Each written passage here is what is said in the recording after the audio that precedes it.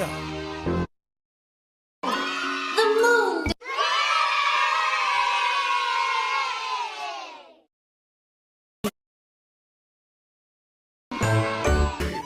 Thank you.